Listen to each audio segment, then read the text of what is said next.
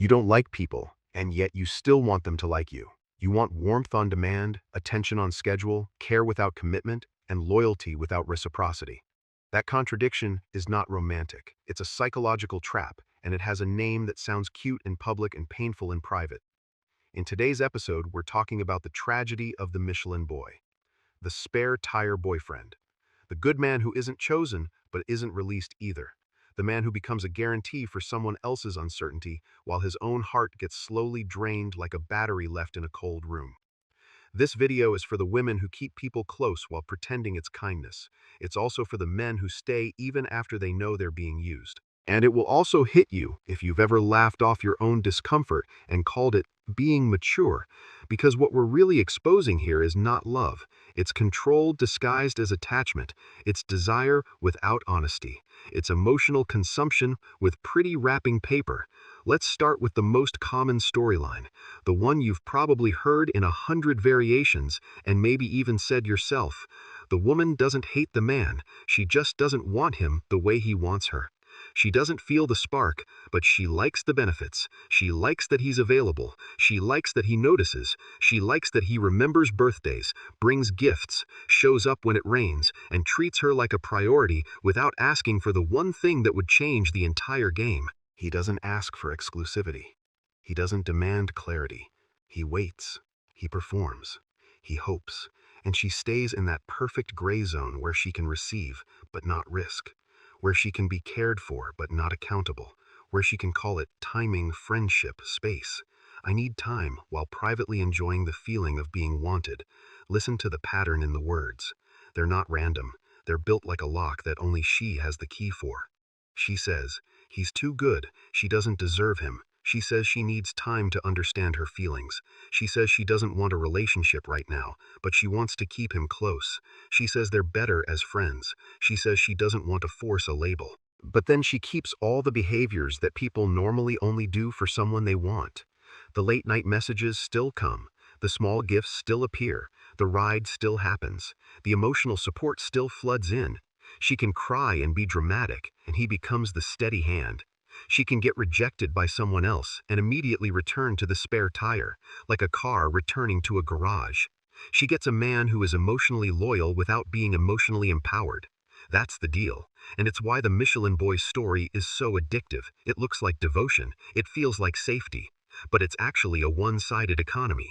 So why does this happen? Why do some people keep someone they don't love? Why not just be honest and let the other person find something real? The answer is ugly, and I'm going to say it directly because it meets needs, it soothes insecurity, it preserves comfort, it creates an illusion of future security, and it protects the person doing the holding from the risk of real vulnerability. Section 1 is about the psychology of the person who keeps the spare tire. The first engine is the appetite of ego. Some women don't only want love, they want evidence that they are valuable. They want to feel chosen, desired, chased, and protected. They want the glow that comes from being someone's priority, especially when they themselves feel doubtful. When you're emotionally wounded, your identity becomes hungry. You start collecting proof like a collector of rare stamps, not proof of character, proof of attention. So a Michelin Boy functions like a living mirror. He reflects back to her that she still matters. He reflects back that she's not invisible. When her self-esteem collapses, his presence becomes a life jacket, and she learns to grip it tightly. But notice the word grip. She doesn't let go of him because she likes who she becomes around him, not because she loves who he is. That distinction matters. Love is not watching someone perform devotion. Love is choosing them, risking yourself back, and committing to the emotional consequences. Ego wants the applause, not the stage. The second engine is the desire for safety, but it's fake safety. Real security comes from mutual alignment and honesty. Fake security comes from keeping a contingency plan. Some people don't want uncertainty in their romantic life. They want comfort, predictability, and a stable emotional resource. A Michelin Boy becomes exactly that. He is the insurance policy. He doesn't surprise her with demands. He doesn't set boundaries that challenge her. He doesn't threaten her comfort by forcing her to grow up. He is consistent, available, and emotionally trained to withstand rejection without breaking. That's why this dynamic feels good for her. It's not passion, it's control. It's low risk, high attention. If she's bored, she can flirt. If she's lonely, she can call. If she feels heartbroken, he becomes the emotional nurse. If someone else is interesting, she can pivot. And the Michelin Boy stays in the background like a safety net that never asks to be used. And the cruelty is that she treats his heart like a service, like a utility, like something she can turn on when it benefits her mood. Now, let's add the third engine: free labor and the hidden economics of gifts, services, and emotional work. Be honest with yourself for a second. Why do some women keep spare tires even when they know they don't love them? Because the spare tire does things that cost time, energy, money, and effort. He drives, he fixes, he pays, he plans, he carries, he remembers, he performs care. And he performs it without receiving the one currency that matters to him: commitment. It's emotional exploitation, disguised as friendship, disguised as romance, disguised as being a good person. And exploitation rarely looks like evil villains in real life. It looks like normal people talking politely while using each other. It looks like a man who still gets treated well so nobody feels guilty. He gets enough warmth to keep him attached and enough ambiguity to keep him hoping. That's the key technique. Never remove comfort completely or the trap breaks. Never clarify the truth or the man will leave. So she keeps him near as a buffer against inconvenience. Who else will help with moving furniture when prices rise and time is expensive? Who else will show up when it's inconvenient? Who else will buy the things she wants without making her face what she owes emotionally? And the most dangerous part is that society often rewards this behavior indirectly. Because social media teaches people to act like relationships are trophies and attention is currency. Which brings us to section 2, where we talk about the modern environment that manufactures these twisted expectations.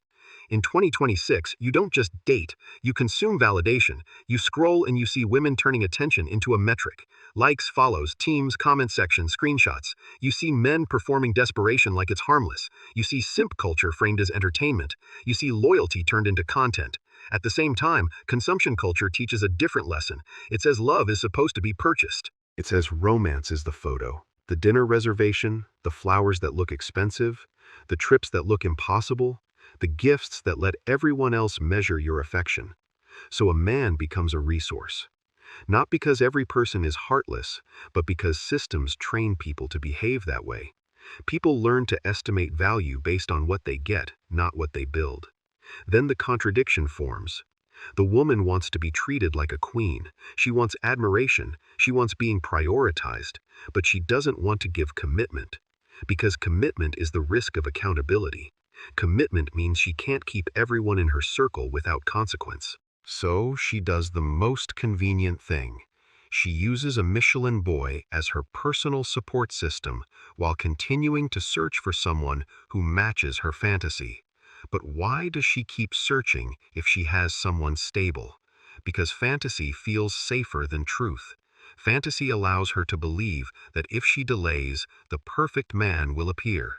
Fantasy allows her to pretend her indecision is patience, not fear. Fantasy also protects her from the possibility that she may not be as emotionally compatible as she wants to believe. And there's another brutal layer: the fear of loneliness. This era is the most connected and the most lonely. People are surrounded by messages, but starving for real intimacy. They have hundreds of connections, but nobody who sees them fully. So the idea of losing a spare tire feels like losing oxygen. She doesn't want four walls and silence. She wants a warm presence to survive the weekend, the holiday season, the empty nights when other people seem to have couples and she doesn't. So she tolerates a half-life relationship. She tolerates a man who shows up, but she doesn't choose him. She prefers the mild pain of pretending, because the alternative is confronting the raw truth, that she might be alone for a while, and she might have to feel what she's been avoiding. And that avoidance is where the cruelty lives, because while she uses time and attention to manage her loneliness, the Michelin Boy is giving his prime emotional energy to someone who isn't investing equally. He is killing his own life slowly, waiting for a day that never fully arrives. Now let's shift to section 3, and this is where it becomes more personal. This part is for the men who recognize themselves. You good guys, you kind, patient, always available men. You men who believe that sincerity is enough. Sincerity is not enough if it has no power. Sincerity without self-respect becomes a donation. A man who gives too much while receiving too little isn't noble. He's being trained to tolerate disrespect. The biggest illusion Michelin boys fall for is the idea that time will convert rejection into acceptance. You think that if you endure long enough, the woman will eventually realize your value and choose you. That's not romance. That's bargaining with reality. Real love doesn't arrive as a reward for performance. It arrives as mutual attraction and mutual decisions. Love isn't earned by waiting. Love is built by seeing each other clearly. So why do Michelin boys stay? Because they misunderstand attention as affection. They see the messages, the laughs, the gift exchanges, and they assume that these are signs of genuine investment. They assume the relationship is progressing, but a gray zone can be perfectly stable for the person benefiting from it. If she doesn't lose comfort, she doesn't change. You must understand something. If you are continuously tolerated rather than chosen, then your presence is not being evaluated as a romantic possibility. It's being evaluated as an emotional utility. And when a woman can direct your behavior without committing emotionally, she holds power. She can steer your hope like a remote control. She can reward you lightly to keep you engaged and withdraw attention to keep you chasing. That's why Michelin Boy dynamics feel addictive. They include microdoses of validation, a good morning text, a late night call, a sweet moment when she's vulnerable, then silence again. Your nervous system starts to associate her unpredictability with desire. You become emotionally dependent on the fluctuation. That's not love, that's intermittent reinforcement, and it's how behavioral traps are made. Then you start self-erasing, you rationalize, you rewrite your own pain, you tell yourself, she's just busy, she's just confused, she needs more time. She didn't mean it that way. She likes me, she just isn't ready. No, she likes what you give her. And if she truly wanted you, she wouldn't need to keep you at arm's length while feeding your hope. Some Michelin boys start compensating with money and gifts. They buy expensive items because they want the relationship to finally move forward. But buying affection is not attraction, it's bribery, and bribery is humiliating, even if she smiles. It teaches you that your value can be purchased and that her feelings can be negotiated with material inputs. That destroys your self-respect slowly until you don't notice you're kneeling. The cost is not just money and time, the cost is your opportunity. While you're waiting, other doors are closing inside you. Your energy drains, your standards drop. Your life becomes a schedule around her mood. You stop meeting new people because your heart is already occupied. And even worse, you train yourself to confuse hope with action. When she responds, you feel alive. When she disappears, you feel like your body has been erased. That means your internal life belongs to her. Your emotions become property of someone who is not responsible for them. So let's talk about what you actually lose. You lose control. You lose dignity. You lose the chance to find a woman who wants you without you having to beg for clarity. You lose the ability to build a life that doesn't revolve around a person who won't fully choose you. And there's a truth that hurts because it's simple. Women rarely love men they can control easily, not because women are cruel, because humans, at a deep level, respect what challenges them. Women are drawn to men who have direction, boundaries, and self-worth, not to men who are endlessly patient and emotionally available as if nothing can shake them. If you are always ready to absorb pain, then your pain becomes invisible. If you are always willing to be the spare tire, then you never become the main road. That's the hidden mechanism. Your role is communicated through your behavior. Now we enter section 4, the exit route. How do you stop being a Michelin boy, and how do you stop enabling a Michelin boy? First, you cannot fix her. You don't get to re-educate her heart. If someone wants you, she will choose you without a long negotiation. If she doesn't, your devotion will not build love. It will only build debt in your soul. So the exit starts with brutal clarity. You have to cut losses. In investing terms, when you realize a project is failing, you don't keep funding it out of guilt, you stop. You don't ask for one more quarter of hope. You don't negotiate with sunk cost. Same with people. If you see that she keeps you as a backup, then stop pretending it's temporary. It's not temporary.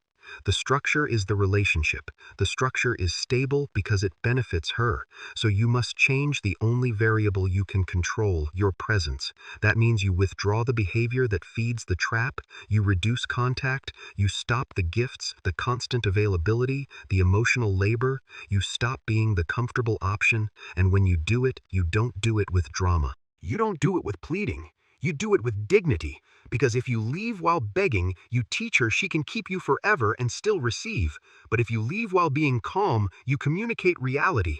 Now here's the hard part. You don't leave by scaring her. You leave by telling the truth once, cleanly, and then disappearing into your own life. Say something simple, not long paragraphs, not 100 emotional arguments. Say that you like her, but you will not stay in a relationship that is unclear. Say that you deserve full consideration, not a waiting room. Then you stop. No chasing, no checking her stories, no random messages, no how are you at midnight, no breadcrumb tracking. Silence is not punishment. Silence is information. Silence tells her that you are not a service anymore. Silence tells your nervous system that you are not waiting for permission to live, and for the love of sanity, stop consuming her as content. If you watch her online, you are poisoning yourself with hope, then you rebuild.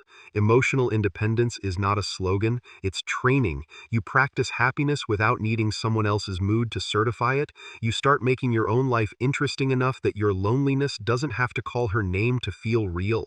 You fill time with work, with goals, with training, with learning, with the kind of discipline that makes you proud of yourself. And yes, I'm going to say it plainly. Career, money, health, appearance, knowledge, these are not superficial because the world is superficial. But more importantly,